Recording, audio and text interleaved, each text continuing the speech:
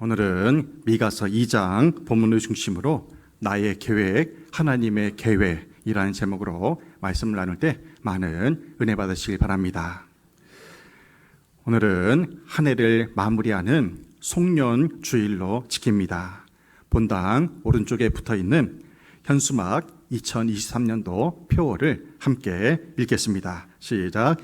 기도의 반석 위에 통하는 교회.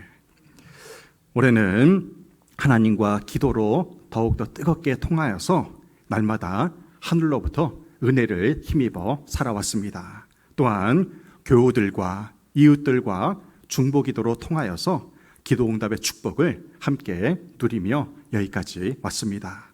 매일 새벽기도로 그리고 월삭 새벽기도와 내변의 특별 새벽기도를 통해서 덕성교회가 기도의 반석 위에 세워짐에 감사를 드립니다. 특별히 연초에 나눠드린 기도 노트를 활용하신 분들은 기도응답의 축복을 더욱 깊이 체험하셨을 것입니다. 어떤 권사님은요, 새벽 기도 시간에 제가 환우들을 위해서 또 특별한 기도 제목이 있는 분들을 위해서 중보 기도를 이야기를 하면요, 이 기도 노트에 기도 제목을 적습니다. 그리고 기도하는 거예요. 그렇게 새벽 기도와 또 주일 예배, 수예배 시간에 기도 제목을 적다 보니까요, 123가지의 기도 제목이 다 채워졌다고 합니다. 할렐루야. 이것이 은혜인 것입니다. 2024년도에는 오늘 여러분에게 나눠드린 기도 노트에 123가지의 기도를 다 채워서 응답의 축복을 누리시기를 주님의 이름으로 축복합니다. 해마다 연말이 되면 여러 매체에서 올해의 사진을 뽑습니다. 미국에서 가장 오래되고 가장 큰 통신사인 AP통신에서 올해의 사진을 뽑았는데요. 그 중에 두 장을 제가 발췌해 봤습니다. 첫 번째 사진은요, 2023년 5월 17일에 찍은 사진이에요. 우크라이나의 마을에서 파괴된 탱크 주변으로 가운데에서 농부가요, 지금 해바라기 씨앗을 뿌리고 있는 장면입니다. 희망적이지 않습니까? 전쟁의 폐허 속에서도 씨앗을 뿌리는 농부의 모습이 우리에게 희망을 줍니다. 또 한 사진은요, 2023년 7월 3일에 찍은 사진이에요. 우크라이나 수도인 키예프에 있는 고등학생들이 졸업하는 사진입니다. 우리나라처럼 이렇게 뛰어서 이렇게 사진을 찍고 있어요. 전쟁의 암울한 현장에서도 씨앗을 뿌리고 졸업을 하는 학생들의 있기에 우크라이나에 전 세계에 희망이 있는 것입니다. 우리 덕성교회 2023년 올해의 사진은 무엇일까요? 창립 79주년 기념주일 사진입니다. 이날 163명의 교우들이 참여를 했어요. 코로나를 믿음으로 극복하고 부흥 성장하는 모습을 볼 수가 있습니다. 또 한 장의 사진을 발췌해 봤습니다. 얼마 전에 있었던 12월 24일에 있었던 저녁송 사진입니다. 교회학교 아이들과 선생님들이 덕성리 마을과 주변에 40여 가정의 교우들의 가정을 방문해서 축복성을 불러주었습니다. 어떤 권사님이 그래요. 전화하니까 옛날 생각이 많이 나면서 눈물이 나더래요. 지금은 연로해서 다닐 수 없지만 옛날에 그 눈길을 헤치면서 다녔던 그때의 추억이 떠오르면서 마음에 감동이 일어난다고 그렇게 말씀하셨습니다. 2024년에는 택지지구 수용의 소용돌이 속에서도 더욱 부흥 성장하는 우리 덕성교회가 되기를 주님의 이름으로 축원합니다. 아멘. 오늘은 송년주일이자 송구영신 예배를 드리는 참으로 중요한 날입니다. 농사로 치면요, 농사를 시작하는 날이에요. 얼마나 소중한 일입니까? 한 해를 마무리하고 새해를 시작하는 날입니다. 창세기 1장 창조기사에 보면요, 하나님께서 첫째 날부터 여섯째 날까지 천지를 창조하십니다. 그리고 일곱째 날 안식하셨어요. 6일 동안 각각의 날에 저녁이 되고 아침이 되니라는 말씀이 공통적으로 나옵니다. 하루에 창조를 마치고 저녁이 되고 아침이 되니 그렇게 말씀하세요. 삼위일체 하나님께서는요 6일간의 그 창조 사역을 참으로 성실히 감당하셨습니다. 하루 종일 열심히 창조 사역을 감당하시다 보니 저녁이 되었고, 그리고 그 다음날 아침이 되어서 다시 사역을 시작하신 것입니다. 한 해를 결산하는 12월 마지막 날인 오늘이 저녁이라면 2024년 새해를 송구영신 예배로 시작하는 오늘 밤이 아침이라고 생각하시면 됩니다. 그래서 우리는 오늘 하루 동안 진지하게 한 해를 결산하고 희망찬 새해를 기도로 준비해야 됩니다. 인간은 동물과는 다르게 영적인 존재입니다. 여러분들 개에게, 고양이에게 영이 있습니까? 없어요. 오직 인간에게만 하나님께서 생명을 불어넣어 주셔서 그렇게 영적인 존재가 되게 하셨습니다. 그 영으로 우리는 하나님과 교통할 수가 있는 것입니다. 지난 주일에 나눠드린 2024년 소망의 기도 제목을 영적으로 기도하면서 기록하시길 바랍니다. 오늘 또한 송구영신 예배 전후에 안수기도를 받을 거예요.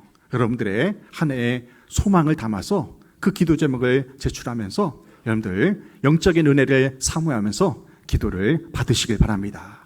기도하는 중에 마음이 우울한 영혼들, 육체의 질고가 있는 영혼들 치유되고 회복되는 역사가 일어나게 될 줄로 믿습니다.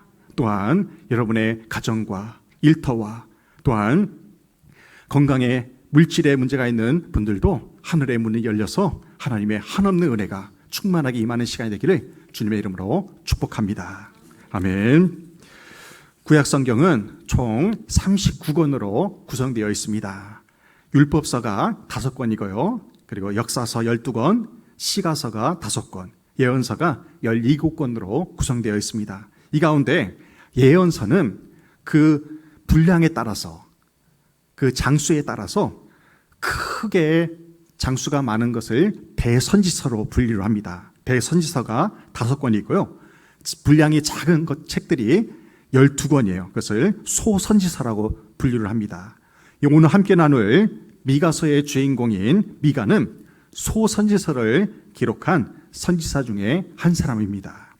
미가는요, 유다 왕 요담과 아하스와 히스기야 왕 이렇게 3대에 걸쳐서 활동을 한 유대 출신의 시골 출신 목회자입니다. 선지자예요. 이 미가 선지자는 BC 700년경에 사마리아와 예루살렘에 하나님의 재앙이 임할 것을 선포한 선지자입니다. 오늘 우리가 함께 읽은 미가서 2장에 보면 계획이라는 단어가 2번 나옵니다. 계획. 미가서 2장 1절에서 이렇게 말씀해요. 그들이 침상에서 죄를 꾀하며, 여기서 죄를 꾀하며, 꾀한다는 말이 계획한다는 뜻입니다. 계획한다. 사람들이 무엇을 계획합니까? 죄를 계획하고 있다는 거예요. 또한 미가서 2장 3절에서는 이렇게 말씀해요. 그러므로 여호와의 말씀에 내가 이 족속에게 재앙을 계획하나니. 아멘. 3절에서는 하나님이 재앙을 계획하고 계신다고 그렇게 말씀하고 있습니다. 그러니까 사람들도 무언가를 계획하고요, 하나님께서도 무언가를 계획하고 계신다는 것입니다. 그래서 오늘 설교 제목이 나의 계획, 하나님의 계획입니다. 오늘 말씀을 통해서 우리가 무엇을 계획하고 어떻게 계획해야 할 것인가를 생각해보는 시간을 갖고자 합니다. 그런데 어떤 사람은 그래요. 나는 아무 계획 없이, 아무 생각 없이 살아갑니다. 이렇게 말하는 사람도 있어요. 이러한 무계획, 무대책도요, 하나님의 계획의 일부가 된다는 것입니다. 리더십 연구의 대가인 존 맥스웰이라는 사람이 이런 말을 했어요. 존 맥스웰이 아무것도 계획하지 않는 것은 결국 실패를 계획하는 것이다. 이런 말을 했어요. 공감이 됩니까? 아무것도 계획하지 않는 것은 미래에 대한 실패를 계획하는 것과 마찬가지다. 그렇게 이야기를 한 것입니다. 한 해를 마무리하면서 2024년도에 대한 많은 계획을 미리 세우신 분이 계실 것입니다. 또한 아직 세우지 못한 분도 계실 거예요. 중요한 것은요, 누가 무엇을 어떻게 계획하고 무엇을 근거로 계획하느냐 하는 것입니다.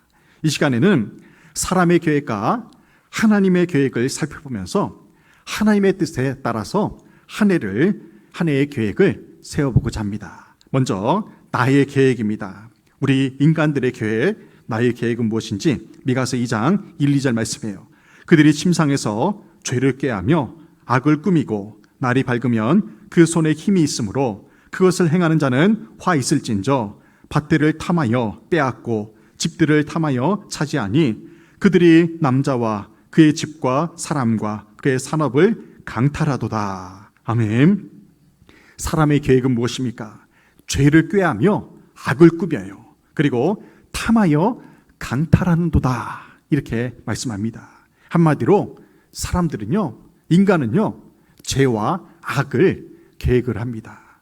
탐욕으로 이웃의 것을 빼앗을 궁리를 하고 있어요. 불로소득을 계획한다는 것입니다. 한마디로 말하면요, 불황당 같은 계획을 한다는 거예요. 탐욕이나 탐심은요, 십계명의 마지막 계명을 범하는 죄입니다. 출애굽기 20장 17절에서 십계명의 마지막 계명을 이렇게 말씀해요. 내 이웃의 집을 탐내지 말라. 내 이웃의 아내나 그의 남종이나 그의 여종이나 그의 소나 그의 낙이나 무릇 내 이웃의 소유를 탐내지 말라. 아멘. 신약성경 골로새서 3장에서도 사도 바울은 이렇게 말해요. 탐심은 곧 우상숭배니라. 남의 것을 탐내는 것, 빼앗는 것, 그 탐심은 곧 우상숭배에서 기인한 것이라고 이야기를 합니다. 우상숭배가 무엇입니까? 하나님보다 더 사랑하는 그 모든 것들이 다 우상숭배라는 것입니다. 하나님의 일을 하는 데 있어서 방해되는 모든 것이 우상숭배가 되는 거예요. 내가 하는 일이 하나님보다 더 우선되면 그 일이 우상이 됩니다. 내가 취미생활로 하나님을 섬기는 일에 방해가 된다면 그 취미생활이 우상이 되는 거예요. 하나님보다 자녀를 더 사랑하면요, 그 자녀가 우상이 되는 것입니다. 그러므로 우리가 무엇을 계획할 때에는요, 그 계획의 밑바탕에 나의 탐심이 작동하고 있지는 않은지 점검해 봐야 됩니다. 누가복음 12장에 보면 어리석은 부자의 비유가 나옵니다. 주님이 이 비유를 말씀하신 계기가 있어요. 누가복음 12장 15절로 18절에서 이렇게 말씀합니다. 삼가 모든 탐심을 물리치라. 사람의 생명이 그 소유에 넉넉한 데 있지 아니하니라 하시고, 또 비유로 그들에게 말하여 이르시되 한 부자가 그 밭에 소출이 풍성하매 내가 이렇게 하리라. 내 곡간을 헐고 더 크게 짓고 내 모든 곡식과 물건을 거기 쌓아두리라. 아멘. 탐심을 물리치라 말씀하신 주님이 이어서 어리석은 부자의 비유를 말씀해 주셨어요.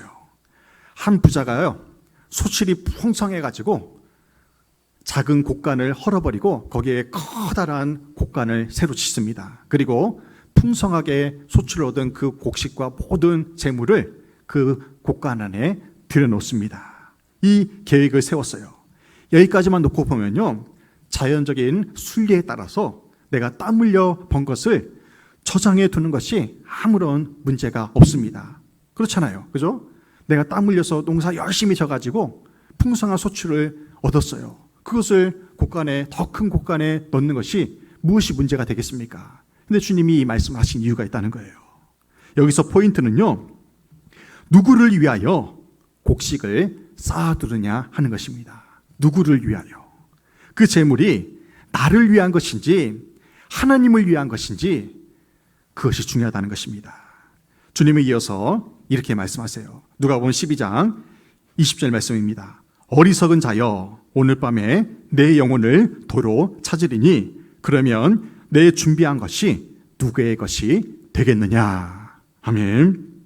내가 나를 위하여 탐욕을 바탕으로 재물을 모아두었는데 그날 밤 주님이 내 영혼을 데려가신다면 그 모든 재물들이 무슨 소용이 있겠냐 하는 것입니다. 죽으면 아무 소용이 없다는 거예요. 여러분들 수만 평의 땅이 있으면 뭐합니까? 자녀들이 잘 먹고 잘 살면 뭐합니까? 내가 이 땅에 없으면 아무 소용이 없다는 것입니다. 그래서 주님은 여기에 나오는 부자를 향해서 어리석은 자여라고 말씀하신 것입니다. 그림을 볼게요. 지아코모 라파엘이라는 사람이 최후의 만찬 그림을 모방을 해가지고요, 엎질러진 소금이라는 작품을 그렸어요. 이 작품은요, 나폴레옹 황제가 특별히 부탁을 해가지고 주문 제작한 그림으로 유명합니다. 언뜻 보면 최후의 만찬 그림처럼 보여요. 하지만 다른 것이 있습니다. 다른 부분이 있어요. 이 그림에서는 예수님이 아닌 가룟 유다에게 초점이 맞춰져 있습니다. 여러분들 보세요. 여기서 가룟 유다가 누구일까요? 벌써 가르쳐주면 어떻게 합니까? 네. 여기 돈주머니를 쥐고 있는 사람이 가룟 유다예요. 포인트를 여기에 둔 거예요. 이 지아코모 라파엘이라는 화가가 포인트를 가룟 유다에게 준 것입니다. 이 가룟 유다가 지금 돈주머니를 쥐고 있어요. 그런데요, 특이하게도 이 가룟 유다 앞에 소금병이 엎질러져 있다는 것입니다. 돈주머니를 쥐고 있는 가룟 유다 앞에 이 소금병이 엎질러져 있어요. 이 그림은 예수님과 맺은 소금 언약을 깨트린 배신자의 모습을 상징적으로 보여주고 있습니다. 우리나라 국회의원 중에 크리스찬이 많음에도 불구하고 우리나라 한국 정치가 깨끗하지 못한 이유가 무엇이겠습니까? 한국에 1,000만 크리스찬이 있는데요, 이 나라의 민족이 변화되지 못하는 이유가 무엇이겠습니까? 우리 덕성교회도 그래요. 교회에 100명이 넘는 신자가 있는데도 일꾼이 부족한 이유가 무엇이겠습니까? 바울이 전도한 데마처럼 세상을 더 사랑하기 때문에 그래요. 세상을 더 사랑하기 때문에 한국에 1,000만 크리스천이 있는데도 이 나라의 민족이 변화되지 못하는 것입니다. 예수님은 우리에게 너희는 세상에서 설탕이 되라고 말씀하지 않으셨어요. 세상에 소금이 되라고 말씀하셨습니다. 그리스도인이 세상에서 소금과 교회와 세상에서 소금처럼 희생하고 맛을 내는 역할을 해야 하는데, 너도 나도 설탕처럼 단맛만 취하려고 하니 교회와 세상이 변화되지 못하는 것입니다. 사랑하는 교회 여러분, 사람의 계획을 내려놓으시기 바랍니다. 사람의 계획은요, 죄와 악입니다. 나의 만족과 유익을 위한 탐심을 계획하며 살아요. 더 많이 쌓으려고, 더 많이 움켜쥐려고 그렇게 살다 보면요, 어리석은 부자처럼 우리의 영혼을 주님이 도로 찾아가셨을 때 우리가 주님 앞에서 어떻게 얼굴을 둘 수가 있겠습니까? 하나님이 오늘 밤 당장 여러분을 데려가신다면 주님 앞에 섰을 때 여러분은 어떠한 말씀을 듣겠습니까? 어리석은 자여라는 책망이 아니라 착하고 충성된 종아, 잘했다 칭찬받는 저 여러분 되시기를 주님의 이름으로 축원합니다. 아멘. 그렇다면 두 번째로, 하나님의 계획은 무엇입니까? 미가서 2장 3절에서 이렇게 말씀해요. 그러므로 여호와의 말씀에 내가 이 족속에게 재앙을 계획하나니 너희의 목이 이에서 벗어나지 못할 것이요 또한 교만하게 다니지 못할 것이라. 이는 재앙의 때임이라 하셨느니라. 아멘. 죄악된 일들을 계획하는 사람들에 대한 하나님의 계획은요, 재앙입니다. 재앙이에요. 무서운 말씀이에요.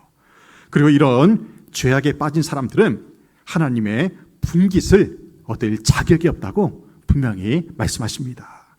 이 말씀을 통해 우리는 사람의 계획이 있다면 하나님의 계획이 분명 있다는 것을 알 수가 있어요.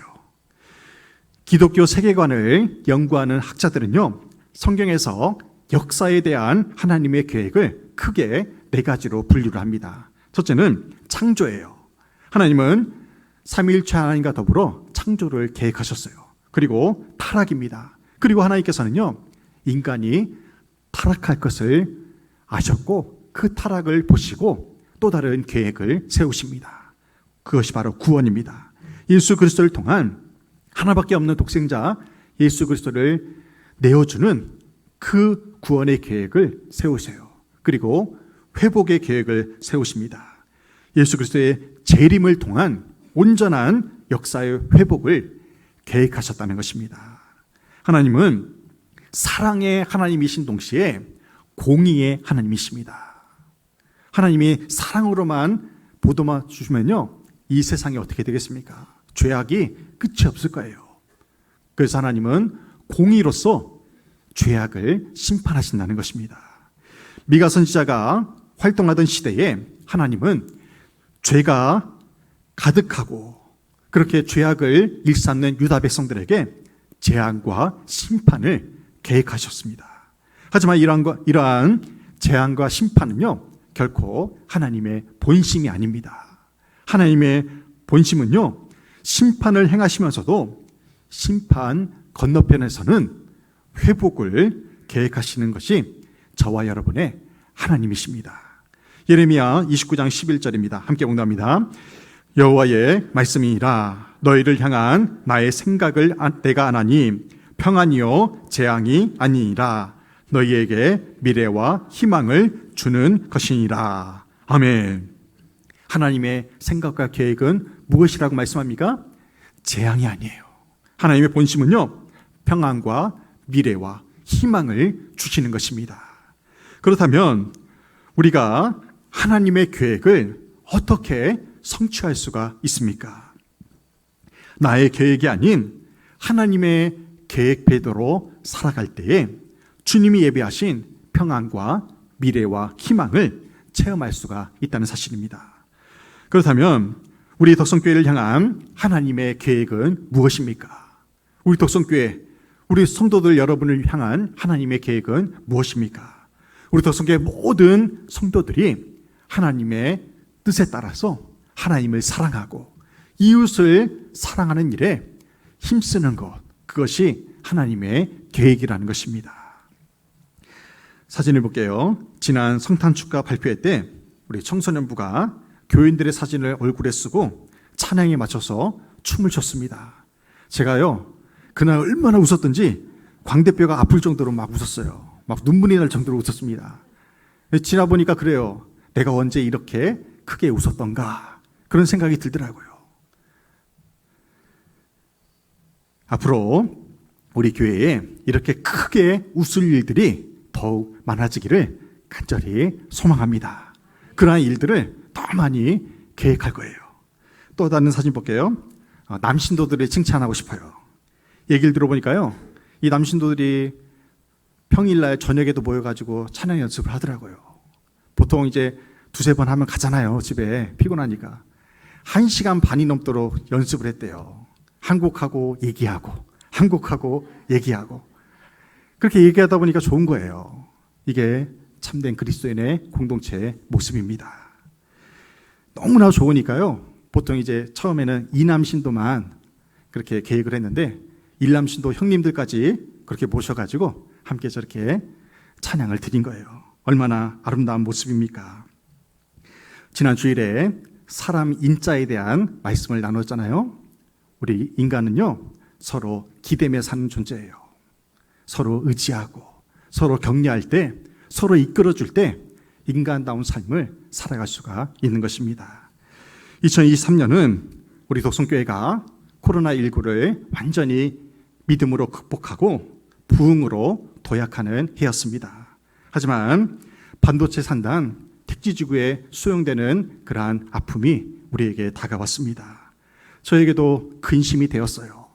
그러면서 2024년도를 계획하면서 하나님께 기도를 드렸습니다. 하나님, 어떻게 해야 됩니까?